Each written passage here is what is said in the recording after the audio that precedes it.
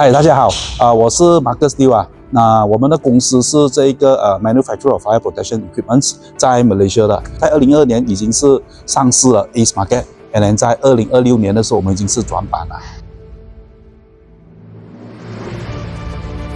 经过这一堂课来讲呢，因为好像我也是有跟我的老婆一起来，然后他有讲，过了这一堂课过后哦，可能我有会想很多方式要去跟我的 team 的人更加靠近。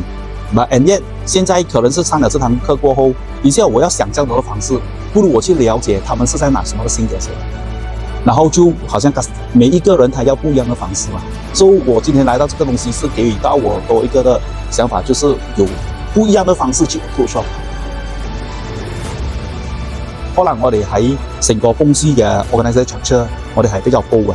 所以但係有好多唔同樣嘅 level， 好多唔同樣嘅層啊嘛。所以嗰啲係一層 report 到一層，咁樣每一層嗰個你要 report 到嗰個一個人，未必係幫你 same channel 嘅。所以你要更加融合，你要更加 create 更加好嘅 teamwork， 就係你嘅上司係咩人，你就用佢嘅